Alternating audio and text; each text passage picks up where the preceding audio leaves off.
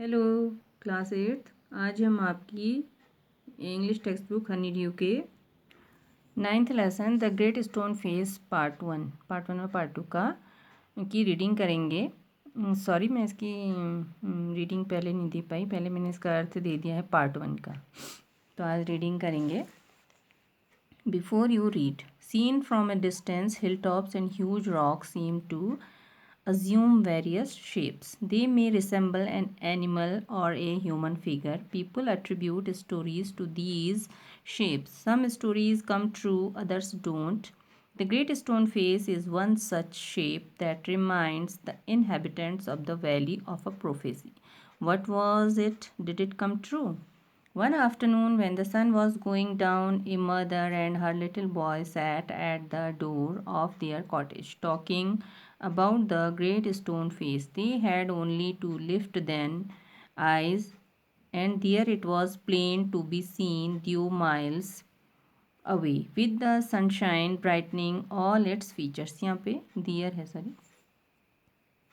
And what was the Great Stone Face? The Great Stone Face was a work of nature formed on the perpendicular side of a mountain by some immense rocks, which had been thrown together so that when viewed at a proper distance, they resembled the features of a human face. If the spectator approached too near, he lost the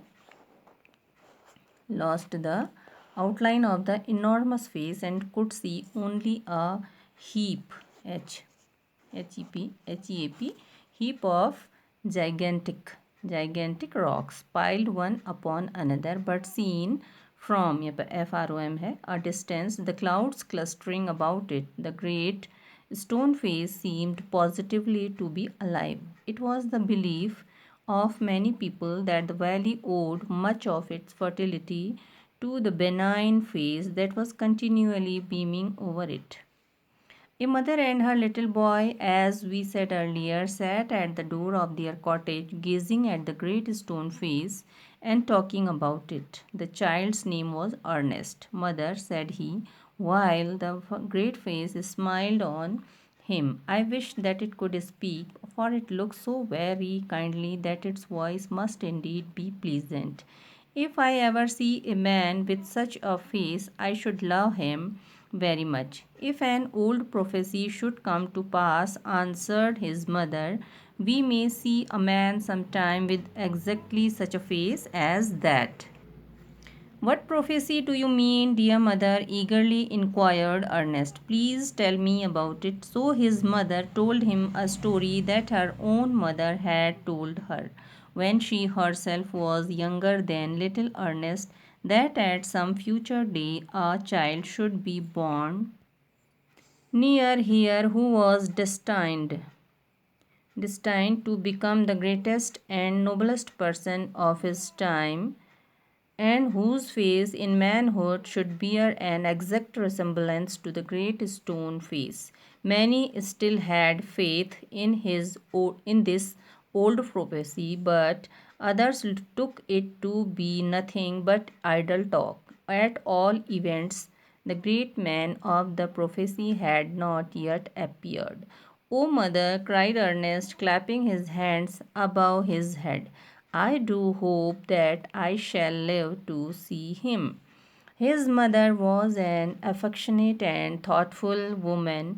It was proper, she thought, not to discourage the fanciful hopes of her little boy, so she said to him, "Perhaps you may." And Ernest never forgot the story that his mother told him. It was always in his mind whenever he looked upon the great stone face. He spent his childhood in the log cottage where he was born. He was dutiful to his mother and helpful to her in many things, assisting her much with his little hands and more with his loving heart. In this manner, from a happy yet often pensive child, he grew up to be a mild and quiet youth. Ernest had had no teacher, but the great stone face became one to him. When the work of the day was over, He would gaze at it for hours until he began to imagine that those vast features recognized him and gave him a smile of kindness and encouragement. About this time, there went a rumor throughout the valley that the great man who was to bear a resemblance to the great stone face had appeared at last. It seems that many years before, a young man had left the valley and settled at a distant seaport. Gathergold, which was his name, had set up as a shopkeeper and, being sharp in business matters, had become so very rich that it would have taken him 100 years only to count his wealth. In time, he thought of his native valley and decided to go back there and end his days where he had been born. Ernest had been deeply stirred by the idea that the great man, the noble man, the man of prophecy, after so many ages of delay, was at length to be seen in his native valley. While the boy was still gazing up the valley one day and imagining that the great stone face returned his gaze. The noise of wheels was heard, and a crowd of people cried, "Here comes the great Mr. Gathergold." A carriage drawn by 4 horses dashed round the turn of the road. Within it, thrust partly out of the window, appeared the face of an old man with yellow skin. "The very image of the great stone face," shouted the people. "Sure enough, the old prophecy is true. Here we have the great man at last." And what greatly puzzled Ernest, they seemed actually to believe that there was the likeness which they spoke of. He turned away sadly from the wrinkled shrewdness of that unpleasant face and gazed up the valley, where the stone face seemed to say, "He will come. Fear not, Ernest, the man will come." Now, part 2. The years went on, and Ernest grew to be a young man. He attracted little notice from the inhabitants of the valley.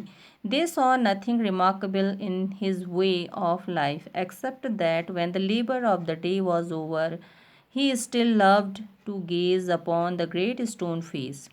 Their idea was that this was a folly, but pardonable, because Ernest was industrious, kind, and neighborly. They did not know that the great stone face had become a teacher to him, and that the sentiment which was expressed in it would enlarge the young man's heart and fill it with deeper sympathies than other hearts.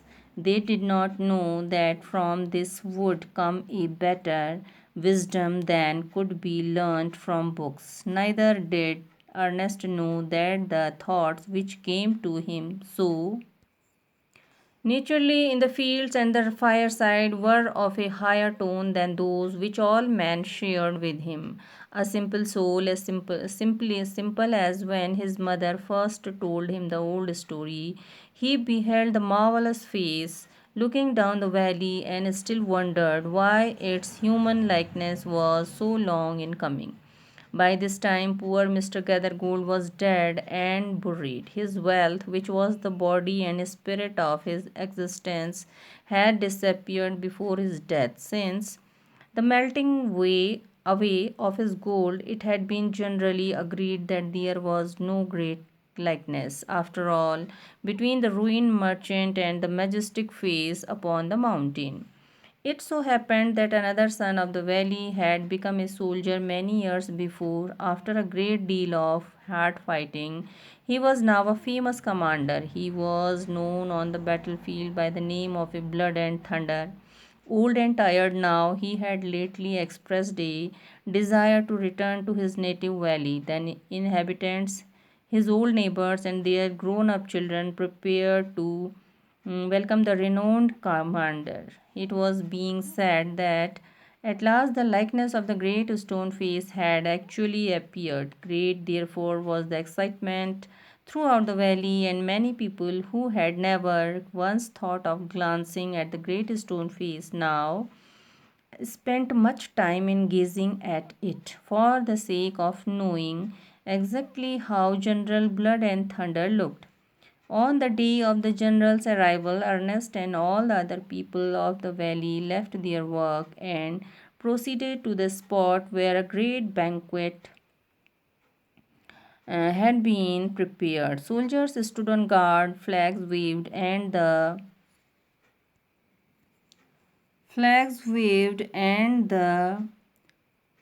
crowd roared.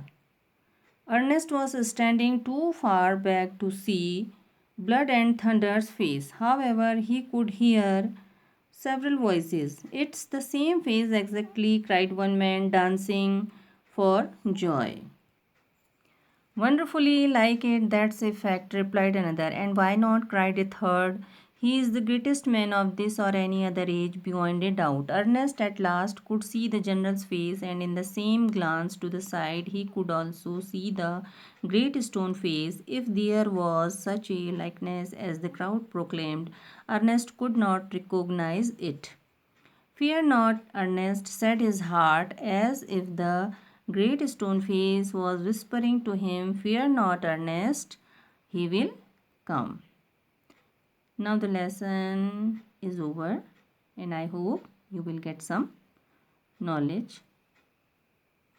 Thank you for watching. Please like, share, and subscribe.